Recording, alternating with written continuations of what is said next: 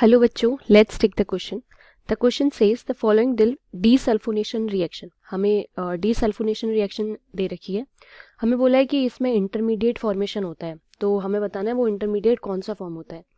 सबसे पहले की कॉन्सेप्ट देखते हैं, देन उसके बाद हम इसके बाद क्वेश्चन सॉल्व करेंगे. तो की कॉन्सेप्ट है, it is based on desulphonation reaction. ठीक है. तो बेसिकली डीसल्फोनेशन रिएक्शन में होता क्या है. सल्फोनेशन जो होता है ना बेंजीन का, ये बेसिकली होता है रिवर्सिबल रिएक्शन होता है. ये वाली जो रिएक्शन होती है ये रिवर्सिबल रिएक्शन होती है. और इसका मतलब ये है कि जो हम सल्फोनिक एसिड ग्रुप है उसको हम रिमूव कर सकते हैं. किस तरीके से, कंपाउंड को जैसे हीट करके एसिड के साथ. ठीक है. और जो रिएक्शन होती है ना स्टीम की, वो अलोन सफिशिएंट होती है डीसल्फोनेशन के लिए.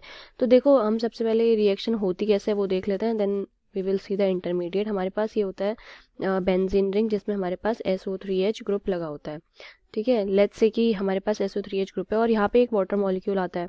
वाटर मॉलिक्यूल, इनके बीच में रिएक्शन देखो कुछ इस तरीके से होती है. एक हाइड्रोनियम आयन आता है और वो क्या कर देता है, वो प्रोटोनेट कर देता है एरोमेटिक रिंग को. ये हमारी एरोमेटिक रिंग है और इसको जो है हाइड्रोनियम आयन आके प्रोटोनेट कर देगा. SO3H था ना. ठीक है. और उसके बाद रेजोनेंस स्टेबलाइज्ड एक कार्बोकेटायन इंटरमीडिएट बनाता है. जो कार्बोकेटायन इंटरमीडिएट को कुछ हम इस तरीके से दिखा सकते हैं, जैसे हमारे पास ये है ना, यहाँ पे से ये के अगर अगर जैसे ना इसको हम पूरा शो करते हैं तो वी हैव दिस, ये बॉन्ड है, ये वाला बॉन्ड, ये वाला बॉन्ड है, एंड देन हमारे पास हाइड्रोजन, ये स्ट्रक्चर होता है. H3O पॉजिटिव आयन आ जाएगा, हो जाएगा. और फिर उसके बाद जब हम इसको हीट करेंगे फर्दर, इसका प्रोटोनेशन करेगा. ठीक है. और ये एरोमेटिक रिंग को प्रोटोनेट करने के बाद हमें एक रेजोनेंस स्टेबलाइज कार्बोकेटायन इंटरमीडिएट बन जाएगा. वो कुछ इस तरीके का दिखता है, जैसे कि ये हमारे पास आ गई रिंग जिसका एक बॉन्ड ब्रेक हो जाता है और यहाँ पे हमारे पास आ जाएगा, ये रेजोनेंस में चल रहा होगा अंदर. ठीक है. तो यहाँ पे हमारे पास आ गया ये कार्बन, ये H पॉजिटिव आयंस के साथ, और यहाँ हमें जो मिलेगा दैट इज SO3H और यहाँ H आयन, H. ठीक है, हाइड्रोजन. तो देखो, ये अगर हम जैसे हमें इंटरमीडिएट इस ऑप्शंस में से अगर हम देखें ना, तो हमारे SO3 के ऊपर एक नेगेटिव चार्ज है. तो अगर हम इस हाइड्रोजन को रिमूव करते हैं, इस आयन को यहाँ से रिमूव करते हैं, क्योंकि इंटरमीडिएट है तो आयनिक फॉर्म में हो सकता है, तो इसको हम जैसे रिमूव करते हैं यहाँ से, तो हमारा SO3 के ऊपर नेगेटिव चार्ज आ जाएगा.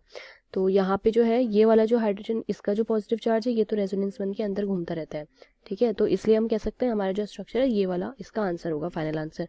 और out of these following structure में से कौन सा स्ट्रक्चर है जो हमें ये वाला स्ट्रक्चर दे रहा है, जो हमारा इंटरमीडिएट आया है, intermediate, that is given by option number A.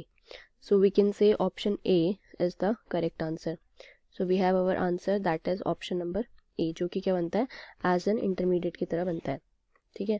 वैस और बाय द वे, अगर इसके बाद क्या होता है, इसके बाद एक बेस आता है और उसके बाद इसको डीप्रोटोनेट कर देता है सल्फोनिक एसिड को, और फिर उसके बाद सल्फर ट्राईऑक्साइड जो होता है यानी कि SO3, वो क्या करता है, लीव कर देता है, जिससे कि मतलब जिससे हमारे पास सिर्फ एक बेंजीन रिंग रह जाती है. ठीक है. So this is our final answer. I hope you understood. Thank you, students.